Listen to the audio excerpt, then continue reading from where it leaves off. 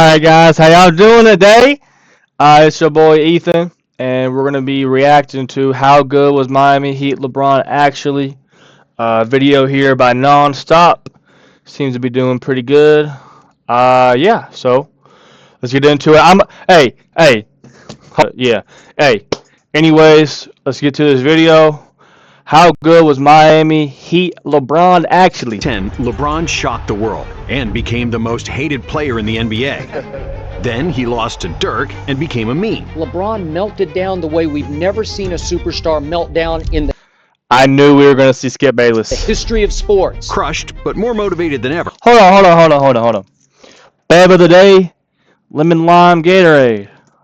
That's LeBron ball. decided to bulk up, and with the help of Hakeem Olajuwon, he erased the only two weaknesses in his game. And what happened next was legendary. The King became the most efficient, most versatile, and most unguardable player in the league, leading Miami to 3 more finals and 2 NBA titles. With the passing ability of Magic Johnson and Michael Jordan's athleticism, both while weighing close to young Shaq, the Miami LeBron was a monster and is widely considered to be the best version of King James. So, how good was LeBron in Miami actually?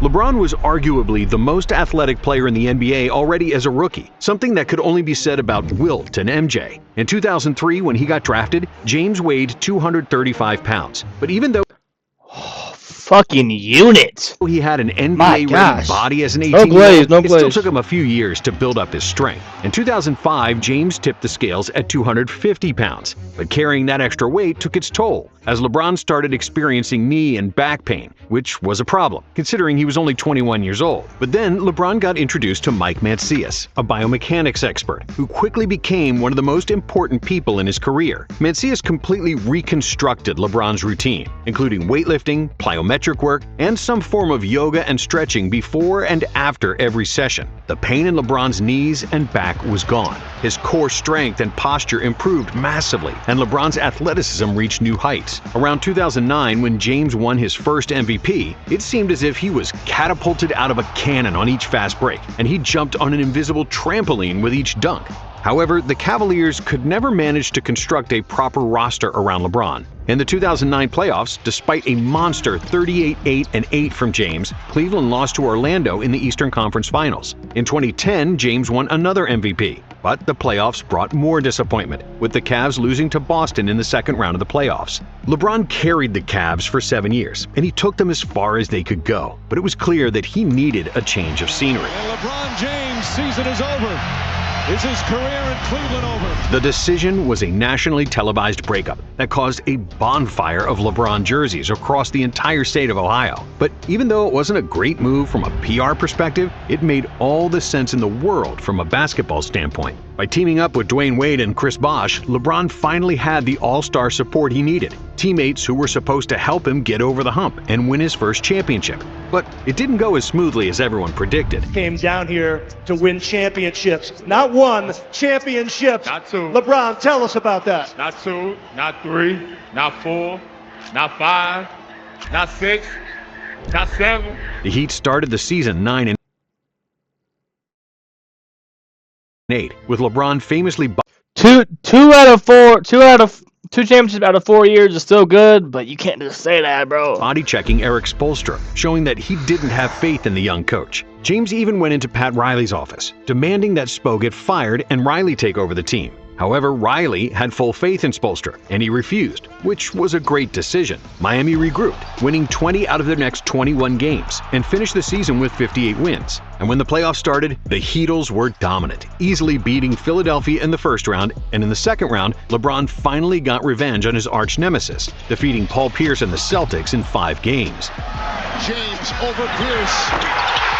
In the conference finals, Miami faced the #1 seeded Chicago. Imagine being able to build an app with your name on it, just by thinking about it.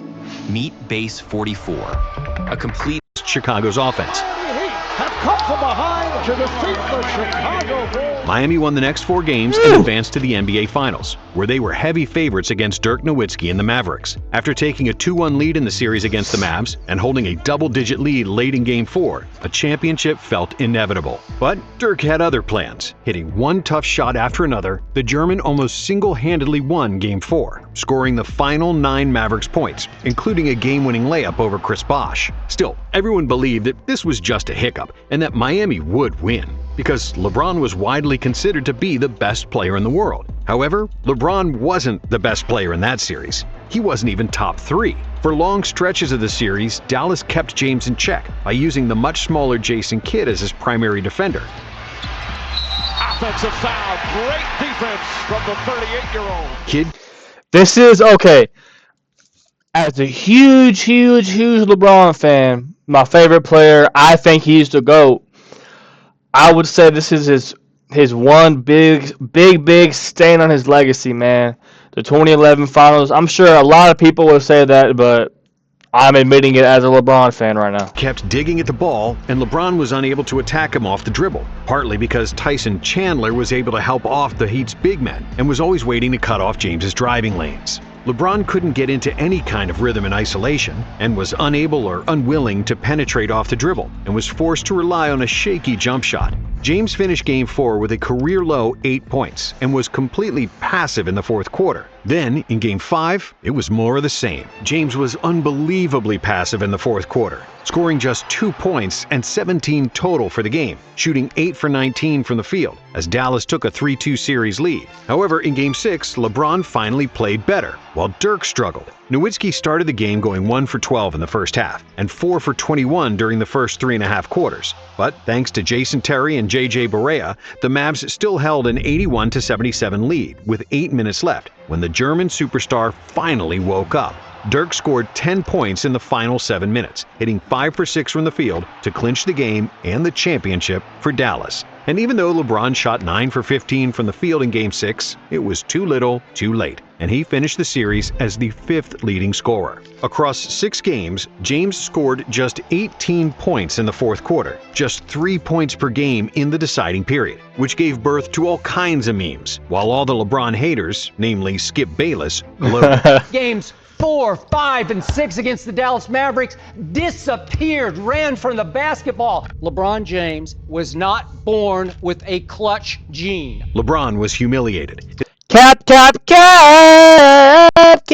His legacy took a massive hit, and all the comparisons to Michael Jordan evaporated. From the lens of 2025, it's obvious that Dallas had a better and more functional roster, with 4 shooters surrounding an all-NBA defensive center in Tyson Chandler. On the other hand, Miami had very little shooting, no bench, and with 2 big men clogging the paint, they couldn't drive to the basket. The Heat averaged just 92 points in the series, which is 13 points less than the worst NBA offense in the 2025 regular season. But still, there's no denying that LeBron played a bad series, and that he needed to improve his game. One of the hardest times of my life. After the finals, I sat in my room for 2 weeks, did absolutely nothing, talked to absolutely nobody. Was that the low point for you in your career? Oh, for sure.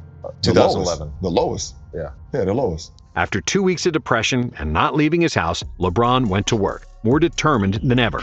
James sought the help of Hakeem Olajuwon, arguably the best post scorer in NBA history, to add the final missing piece to his game. LeBron was bigger than any small forward and faster than any big man. But until he got exposed in the 2011 Finals, he was never comfortable playing in the post with his back to the basket, instead drifting into tough pull-up shots from the perimeter. However, when the 2012 season started, James was a new player. When he returned after the lockout, he was a totally different player. It was as if he had downloaded a program with all of Olajuwon's and Ewing's post-up moves. I don't know if I've ever seen a player improve that much in a specific area in one offseason. Eric The GOAT! Spoelstra. On top of his newly developed postgame, LeBron's finishing at the rim also improved, as he was now much more comfortable driving left and finishing with his left hand, compared to his earlier years where he was almost exclusively driving right. LeBron added more muscle in the offseason and now weighed north of 270 pounds, even though James himself never wanted to confirm his exact weight. But LeBron wasn't the only one who improved after the 2011 finals. The Heat's coach, Spoelstra, wasn't satisfied with his performance, so he spent the entire offseason figuring out how to unlock the full potential of his big three. Spoelstra spent the summer watching film, and he sought advice from Chip Kelly, the celebrated football coach at the University of Oregon, and decided to implement Kelly's spread offense with the Miami Heat. Spo is the reason why we were a better team and our team was more assembled properly. That summer, he went to Oregon and hung out with Chip Kelly and learned the spread offense and tried to figure out if he could translate that to basketball. The result was with Google Play Games, you can play unlocked. Unlock bigger screens. something. I didn't know that about Spo, but that's what the greats do, man. They study and they study and they study and they're consistent and they just, man, if you're consistent about things like that and you just put your all into this one thing, man, you can make it in anything, bro. I can tell you that right now. You can make it in anything like that with that mindset. NBA had never seen before. The Heat played without a classic point guard and center, with LeBron and Wade as primary ball handlers. Spo was the first coach to play positionless basketball, switching on defense with small ball lineups. With the addition of Shane Battier, a savvy 3-and-D specialist, Miami was a deeper and more versatile team than the year before. LeBron averaged 27 points, 8 rebounds, and 6 assists per game, shooting a career-high 53% from the field and 36% for 3 during the regular season, dominantly winning the MVP award over Kevin Durant. In the playoffs, Miami easily got past Carmelo and the Knicks in the first round, but in the second round against the Pacers, they suffered a huge blow after Chris Bosh got injured in Game 1 of the series. However, that proved to be a blessing in disguise because it forced Miami to fully embrace the pace and space basketball, which they used only sparingly in the regular season. Even though Indiana jumped to a 2-1 lead after 3 games, thanks to masterful play from LeBron and Wade, who averaged a combined 56 points in the series, Miami was able to win the next 3 games and advance to the ECF. But then, another roadblock, and another potential disaster for LeBron and his legacy. Against the Boston Celtics, who played with 4 future Hall of Famers, Miami struggled, falling behind 3-2 in the series with Game 6 scheduled in Boston. With Bosh not fully recovered and D-Wade struggling with his shot, Miami had only one hope: LeBron James. Y'all know what happened, right? LeBron's haters were getting ready for another dose of insults. But what happened next was so spectacular that it shut everyone's mouths. LeBron played like a man possessed, scoring 30 points in the first half, hitting one impossible shot after the other, finishing the half with 12 for 14 shooting. In the second half, as soon as the Celtics made some kind of run, LeBron was there to bail the Heat out. The King finished with 45 points, 15 rebounds, and 5 assists on 73% shooting. And if the game wasn't a blowout and he played the entire fourth quarter, LeBron would have probably had 50 points and 20 rebounds. It was the best performance of his career, and a clear sign that LeBron's game and mentality had fully matured. Well, I just go out and just do what I've been taught, and that's to play at a high level and have fun with it. I won't regret anything. If I know I played hard and I gave it my all, I won't regret anything, no matter the outcome. That's why. If I gave it my all, I won't regret nothing. No matter the outcome. If you give it your all, you shouldn't regret anything, no matter the outcome. That's real. I've been this whole season. In Game 7, LeBron shout out my GOAT. With a 30 shout out my GOAT. double. Back to James.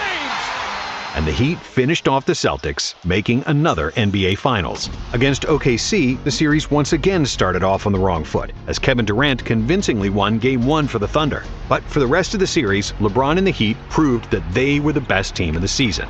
Bosh playing the center position opened up driving lanes for LeBron and D-Wade, and with shooters surrounding them, their offense was miles ahead of the 2011 team. Miami won the next 4 games, and James was finally a champion and the Finals MVP. I've dreamed about this moment. I was like, oh my God, I don't want to be nowhere else right now. I felt like I was in that arena by myself. And at that point, when I grabbed the trophy, I felt like everything else around me was just empty.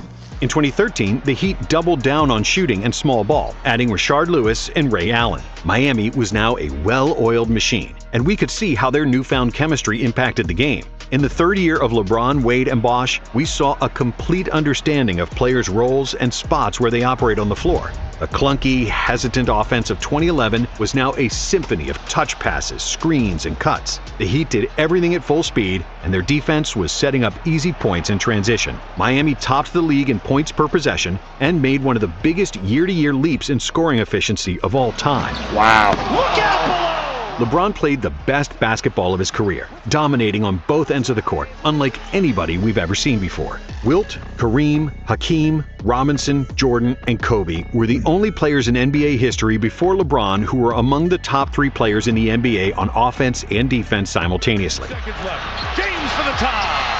Got 'em all!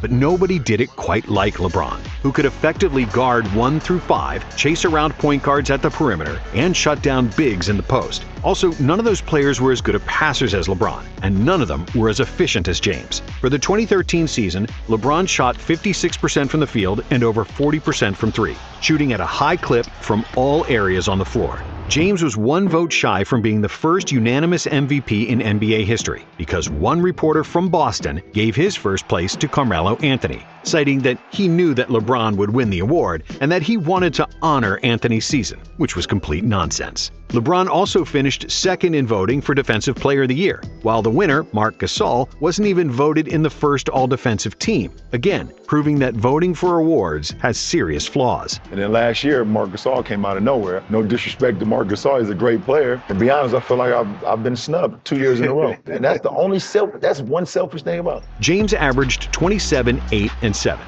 He was the best player in the world by a country mile, and he should have been the unanimous MVP and Defensive Player of the Year, especially because Miami had the best season in franchise history, winning 66 games in the regular season, including a 27-win streak, the second longest streak of all time. In the first 2 rounds of the playoffs, Miami made quick work of the Bucks and the Bulls, losing just 1 game on their way to the conference finals against Indiana. However, the Pacers proved to be a much harder opponent than anyone expected, and the Heat needed LeBron to be superhuman to advance. In Game 1, it seemed like the Pacers had the game in the bag, leading by 1 with just 2.2 seconds on the clock. But then, this happened. Battier gets it in. Here's James on the drive for the win!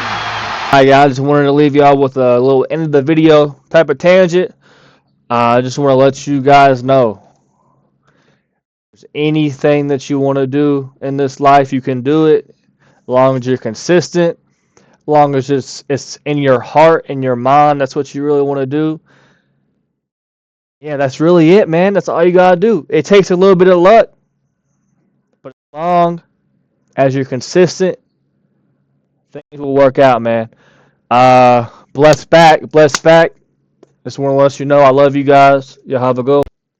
Despite LeBron's all-around greatness, the rest That's of the my Heat goal! primarily Bosh and Wade, who averaged just 26 points combined. Indiana's defense gave the Heat trouble, and after 6 games, the series was tied. However, in Game 7, Wade finally woke up and had his first 20-point game in the series. And behind LeBron's 32 points and 21 from Wade, Miami easily won and advanced to another finals. There, they played against one of the best teams of all time, with 4 future Hall of Famers in One of the best finals ever, man. Oh my God. Duncan, Parker, Ginobili, and Kawhi. James was clearly the best player in the series, but due to Kawhi's defense and the Spurs' depth, it seemed like he was overmatched and that San Antonio would prevail. After 5 games, the Spurs had a 3-2 lead and a double-digit lead in the 4th quarter, but LeBron then turned on the God mode, scoring 16 points in the 4th to give Miami a chance for a comeback. However, his heroic performance seemed to be in vain, with the Spurs leading by 5 in the final minute. But then, James made a 3 to cut the lead to 2, and after the Spurs missed a free throw, the Heat still had one more chance to tie the game. James catches, puts up a 3. Won't go. Rebound Bosh. Back out to Allen. His three-pointer. Bang! Tie game with 5 seconds remaining. In overtime, the Spurs Bro, that's one of the best moments in NBA history, bro. ran out of steam, One of the and best. Miami escaped with a victory. But it wasn't over yet. In Game 7, neither team was able to build a big lead, and Miami only had a 2-point advantage in the final minute. But then LeBron grabbed the ball and calmly hit a game-winning shot over Kawhi to secure another championship for Miami. James finished with 37 points and was deservedly named the Finals MVP, averaging 25 points, 11 rebounds, 7 assists, and 2.3 steals for the series, nearly leading both teams in all 4 categories. Even though they were on the brink of elimination, James crowned the best season of his career with a championship, playing perfect basketball when it counted the most. But coming into the next season, it was clear that Miami was deteriorating.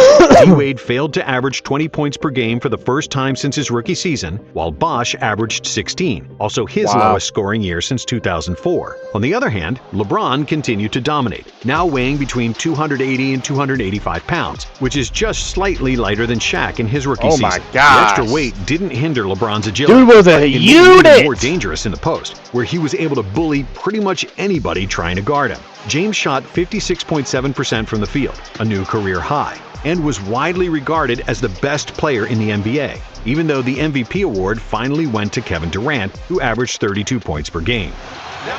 He deserved that. Katie deserved that one. Make somebody else beat you. Three on the way. He got it! But when the playoffs started, it was clear who was the real MVP, and it wasn't Durant's mother. Defenders bounced off LeBron like they were middle school. You the real MVP.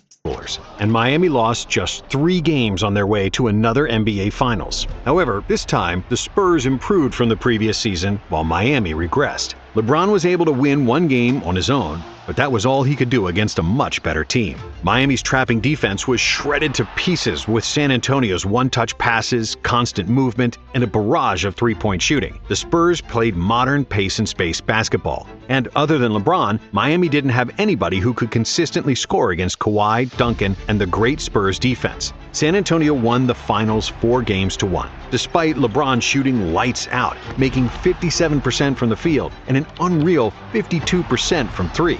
For the entire playoffs, James shot 56% from the field and 41% from 3, with 27 points, 7 rebounds, and 5 assists per game.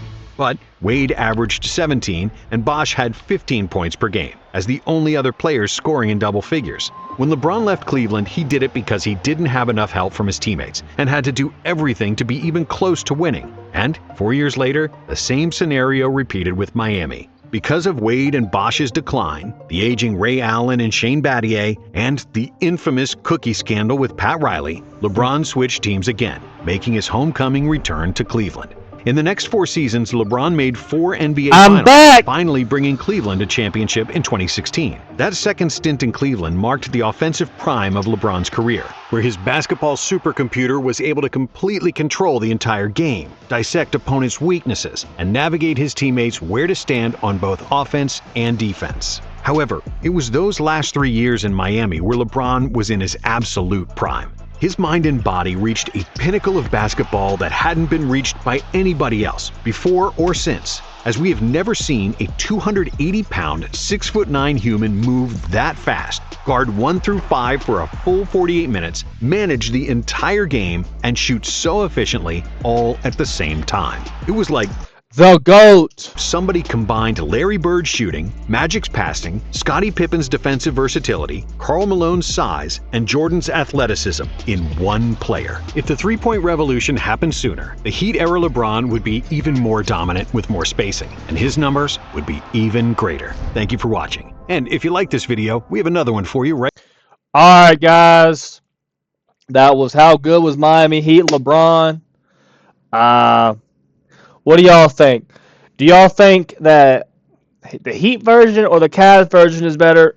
Or some might say the Lakers, but I doubt that.